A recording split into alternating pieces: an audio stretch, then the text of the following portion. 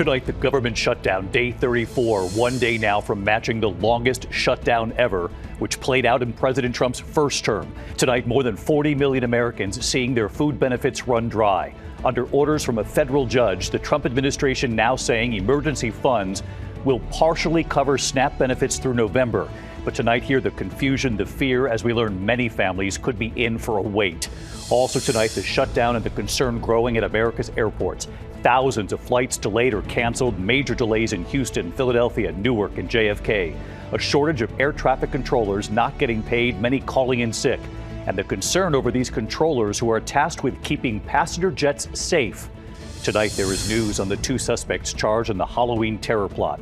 The FBI raiding homes and a storage unit, finding multiple AR-15s, and authorities on what they allegedly plan to do. Election day tomorrow, New York City's mayoral race, Mamdani, Cuomo, and President Trump weighing in on that race late today. And the races for governor in New Jersey and Virginia and what they could signal. Dramatic images tonight showing the collapse of a tower, workers trapped, and what we just learned a short time ago. The urgent rescue off the East Coast, huge flames erupting on a boat. The scare on a Ferris wheel, two young girls thrown from the ride when it tipped over. Remembering Hollywood icon Diane Ladd, the Oscar-nominated actress. Tonight, her daughter, Laura Dern, paying tribute.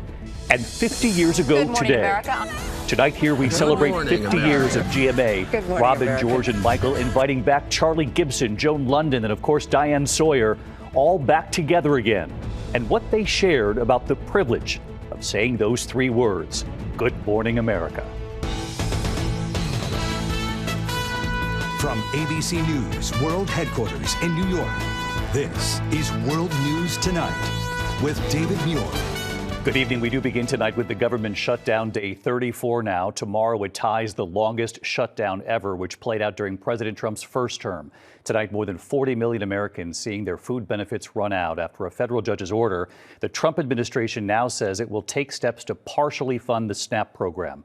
Across the U.S. tonight, food banks are now seeing a surge of Americans in need. You can see their long lines of cars waiting to pick up supplies from California to Florida to the Northeast. We've heard from so many families who work and still do not have enough to pay the bills and to pay for food on the table. They count on this help. After a judge ordered the Trump administration to use emergency funds to pay for SNAP, the administration says those emergency funds will only cover a little more than half of the $8 billion needed to fund it just this month alone. On Capitol Hill, there is no sign of this stalemate breaking. Democrats say Republicans need to address health insurance premiums set to skyrocket for millions in addition to this hunger. Republicans have said we'll address health care later. ABC's Jay O'Brien leading us off from the Hill tonight. Tonight, with the country on the brink of the longest shutdown in history, fear and confusion for 42 million Americans after critical federal food assistance ran out over the weekend.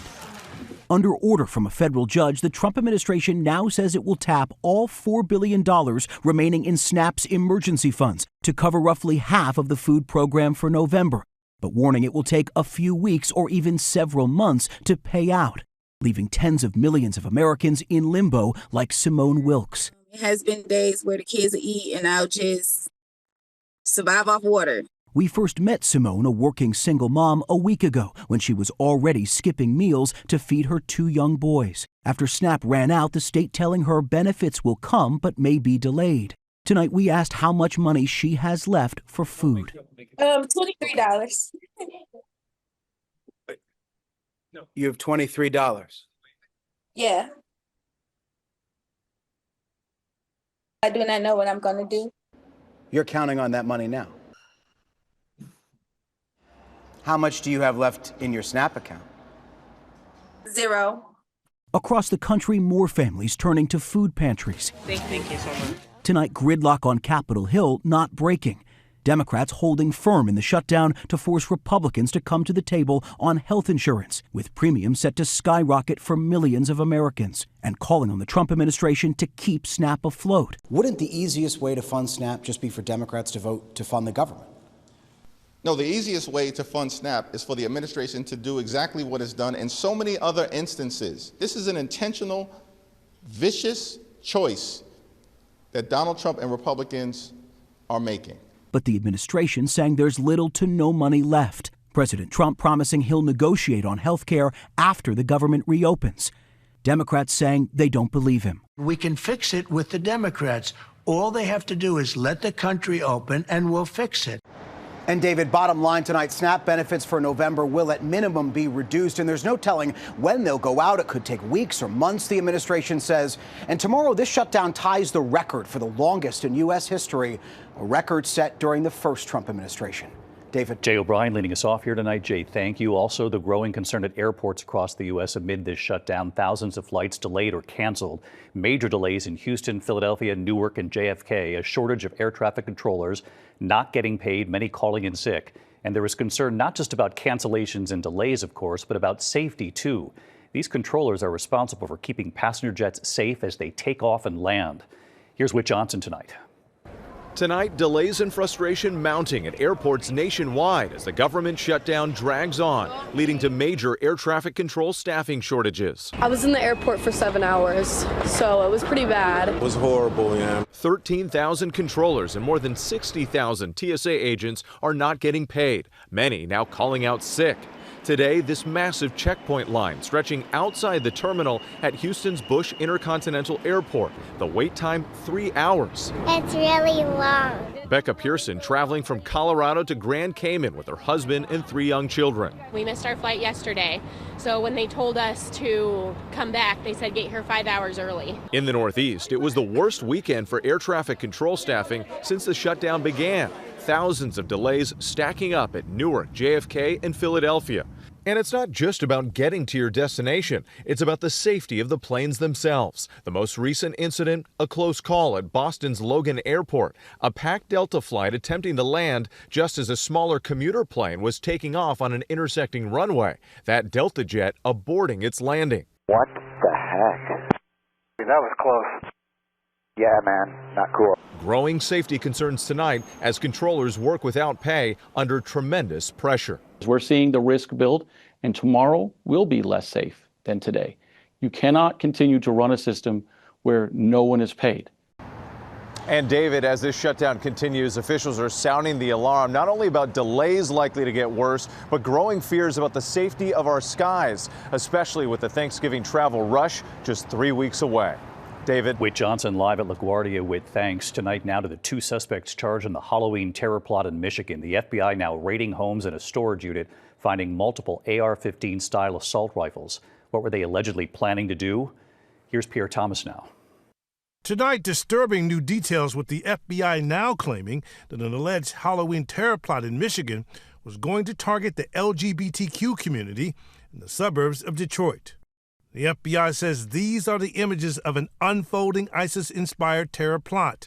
Suspects buying guns and ammo at a local gun store and shooting at gun ranges. And tonight, federal authorities say they've recovered 3 AR-15 assault rifles, 2 shotguns, 4 handguns, and more than 1,600 rounds of ammunition, along with tactical gear. According to sources, the FBI felt compelled to launch these early Friday morning raids, seen here in video obtained by the TCD Dearborn News, after the men allegedly began conducting firearms training and making references to what authorities believe was Halloween.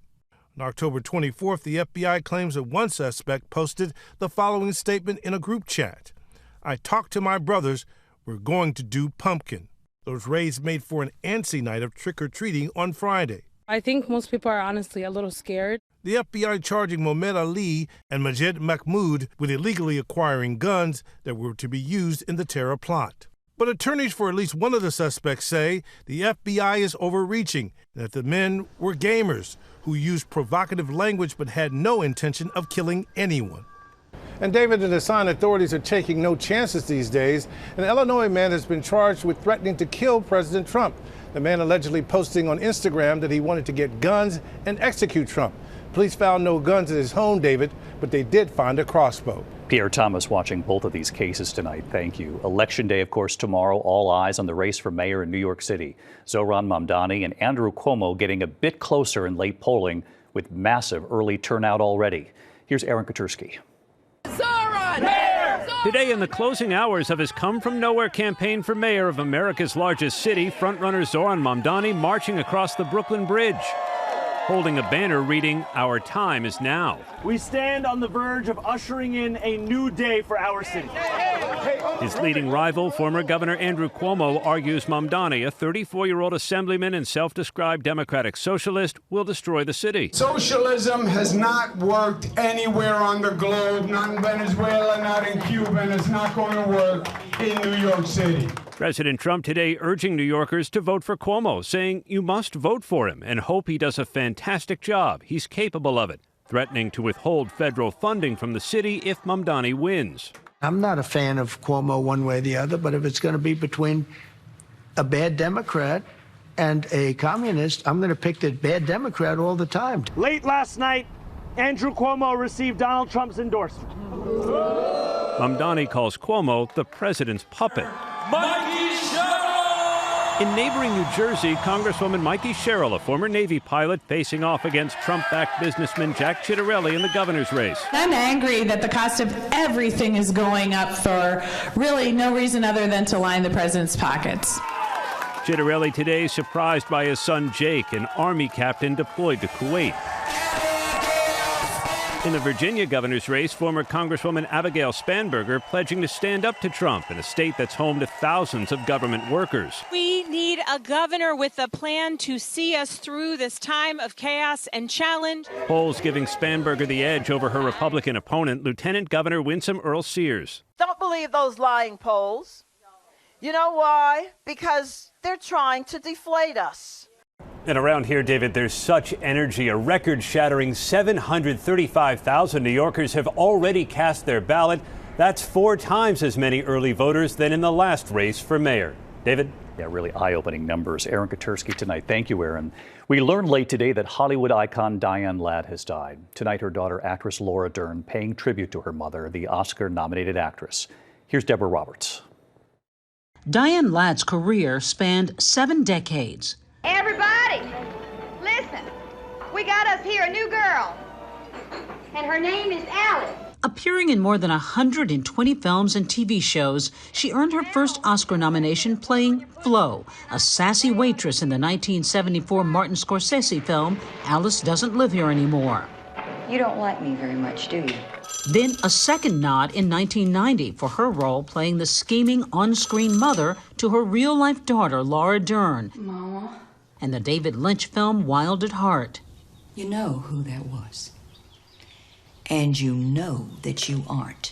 And I mean are not gonna see him ever. End of story. Then a third came a year later for her work in the film Rambling Rose, where again she starred alongside daughter Laura Dern, making history as the first time a mother and daughter had been nominated for the same film.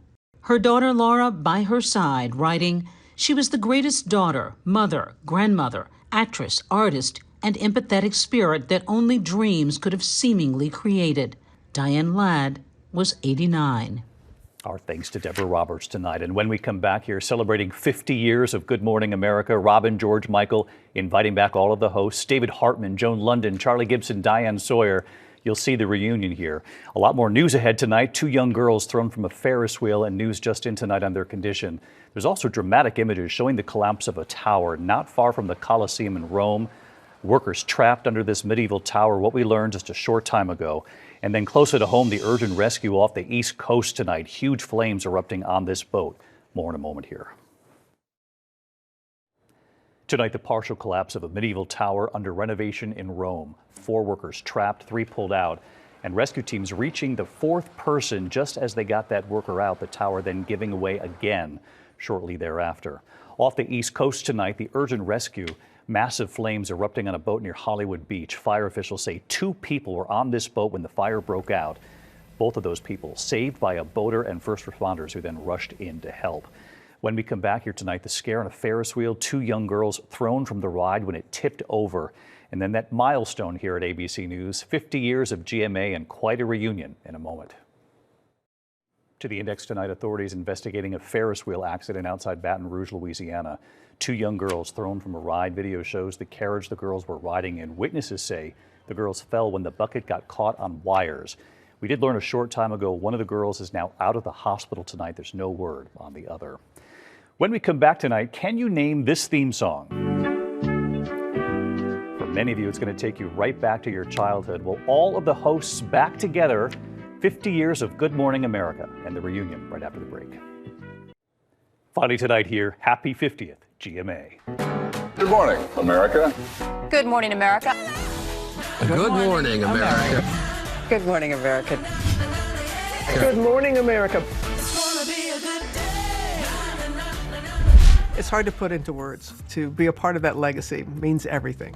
It's amazing to me that this show has started people's days for 50 years. I love it that people feel like we make their morning better. Maybe you haven't even brushed your hair or brushed your teeth, and you allowed us into your home. We used to think of it as sort of a warm hug. I always felt when that light comes on, the first thing we're saying is, we're here together. Good morning. I'm David Hartman. Today is Monday, November the 3rd. This is my daughter, Jamie. Good morning, America. Our pal, Robin, joins us here at the anchor desk. And I was wearing this terrible suit. My hair was perfectly coiffed. We call this home base, so I finally made it home, safe. But thank you both very much for your support since day one. I appreciate it. What a blessing. 50 years of GMA, so many moments of impact. I was sent to Omaha Beach, and I was really kind of overcome with emotion. All those guys died so that you could have your freedom. It's a humbling feeling. 9/11, and the thing you never, ever in your life could have imagined. We just got a report in that there's been some sort of explosion at the World Trade Center. Diane said, "Oh my God." And I said, "We're under attack." The next morning, I said to Diane, "If I start to cry, you're going to have to pick up." And she said the same. The morning after Katrina, I had just found my mother. Charlie asking, "Did you find your family?" They're okay. Mom's okay, sister's okay? They're all right. And for me to break down live on national television like that, it really was a moment that I'll never forget. Their travels around the globe, their adventures too. So I'm out at the end of the platform, and I remember saying, I sincerely hope this is not the last time I say, Good Morning, America.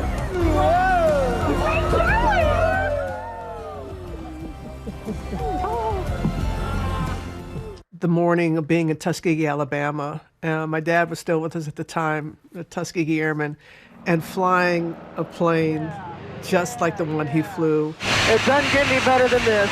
I loved trying to go up with the Blue Angels, and I said to him, "Can you just rev it up a little more?" And even as I'm saying it, I'm passing out completely. I'm just so happy to go to space, but I was even happier to come back from space. Oh my God! Coming back from my bone marrow transplant was something I will never, ever forget. I have been waiting 174 days to say this. Good morning, America. It was such a moment of relief and joy for all of us. And through it all, the unexpected laughter, too. It's too much of a decathlon not to have human failure in it. No. there was a doll, a Vanna White doll. The doll had a wardrobe malfunction. Whoops. And I couldn't breathe. I was laughing so hard. I'm sorry. I didn't. 50 years ago today. And this morning, Robin, George, and Michael inviting those hosts back and the wisdom from those who came first. Joan and I used to say we have these millions of friends that we don't know. We've all kind of said it in our own way.